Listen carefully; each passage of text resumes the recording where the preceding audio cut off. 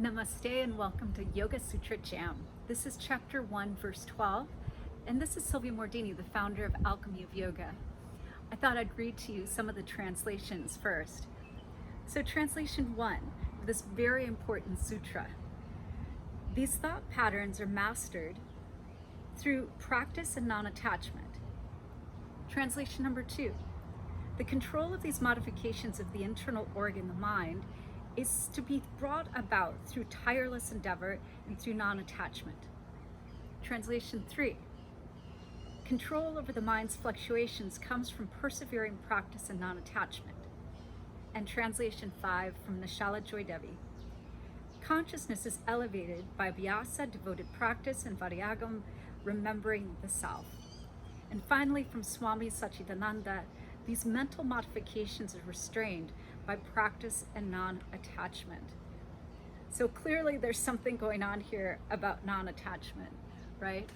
And so with that, yes, so what this sutra is really talking about in the most simple way is that we can't get more attached to the result or the outcome than we are to the effort itself.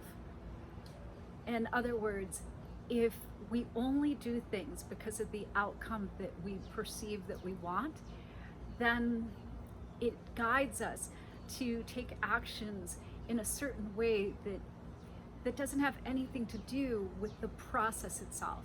So in yoga, we put it like this: the goal is the process. And when I had a yoga studio with kids programming, one of the best examples I can explain is the parents that would come in to bring their child for the first time, and it didn't matter if they were like 5 to 7 or 8 to 10 or 11 to 13, the same questions would arise from the parents.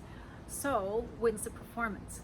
When is like the recital? And when are they going to get a ribbon or a trophy? Or what are they going to get this year? And I'd have to explain, they're not receiving anything. The goal is the process. The joy and knowing that you've just experienced and made a best effort, that is the winning, so to speak, and that there would be no recital, there would be no performance. It's just for doing the practice and continuously doing it. So this tireless endeavor, this sense of perseverance, that we just keep coming back and we continue to do it. And I remember so many parents over and over again, confused, agitated, that they didn't understand, well, why do it then? I mean, why pay money, spend time, if their child wasn't going to get something out of it, like a trophy or a ribbon, or know that they won first place or second place or third place. And I would have to use this as a real teaching moment of non-attachment, that not every child is going to be the center of the basketball team. Not every child is going to be the winning hurdler. Not every child is going to be that incredible volleyball player that gets full ride scholarship to university. But can we teach children the joy of movement, of exercise, just for the sake of moving, without having to have either this reward, intrinsic or otherwise, or have to rank our efforts and compare them to other kids. So this was really like such a mind-boggling experience for a lot of the parents. And the funny thing is, they would leave their child and they'd try it, however many times, and then they'd talk to the child and be like, how's it going? Because they were convinced that the child would decide, I don't want to do this anymore, especially if I'm not going to be able to show that I'm winning, or that I'm ranked higher than everybody else. But the kids really loved it because it was the only activity they did that didn't have that pressure and all of this attachment by the parents to the outcome of the effort that they were putting in. So it was relieving, it was calming. And I really like to think that they also learned that movement exercise is great just for the sake of doing it for themselves. So it was a win-win, if we need to use those terms, all the way around. But it is a paradigm shift. So I want you to think about how few things you do without needing either to know the outcome before you even make the effort, or how few things you do that you're literally, truly not attached to the result. You will make your best effort. You will absolutely give it your all, no matter what happens. And for a lot of people, the first time they do that is in yoga class. And remember and hold to heart that 99% of the practice is invisible. So working on a crow pose, it could take you 3 years. And little by little, you're building the awareness, you're building the strength, you're moving through your fear, and you may not really see anything happening until that one day your feet lift off the ground and you didn't give up just because they didn't lift off the ground right away. You stayed with it, you stayed the course, and that's what's important. So chapter 1 verse 12 is such a huge part of the yogic practice, this concept of non-attachment that's very different than detachment. Detachment is, I don't care. And the opposite of happiness is apathy. I don't care. The opposite of happiness is not unhappiness, right? So it's not that. It's not like we don't care. We care very deeply, and we want to have the best result for certain, but no matter the result, we do it anyway.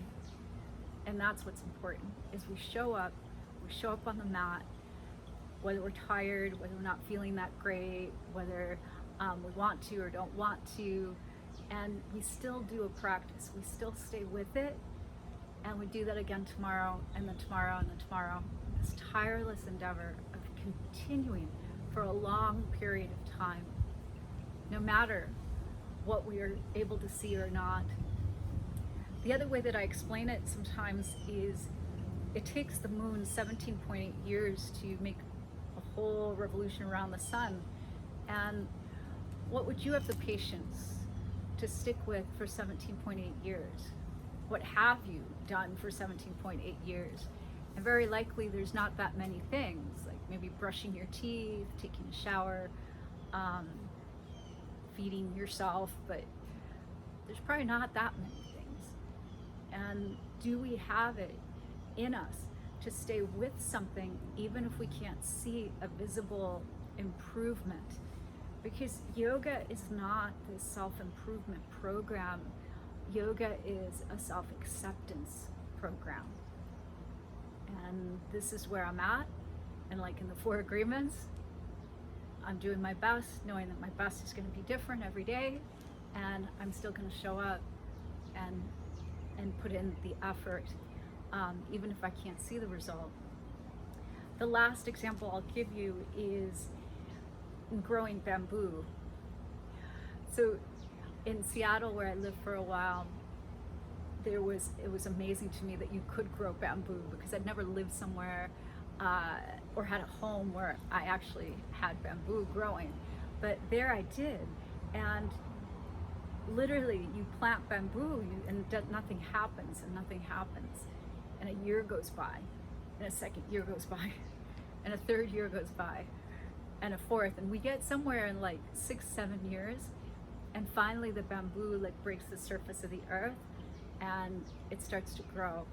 And it would be like Jack and the Beanstalk. Like overnight, I would see something grow like double my height, like unbelievable. And that's why it's one of the most sustainable plants that there is. But the gestation process for it to finally break through the surface is a very, very long time. And it looks like nothing's happening, but it is. It's just underneath the surface where we can't see it. And that's like yoga. A lot of times we're on a 3-year, 5-year, 10-year plan, and we just stick with it. And little by little, the result is happening because the goal is the process. From my heart to your heart, to the heart of the universe. Namaste.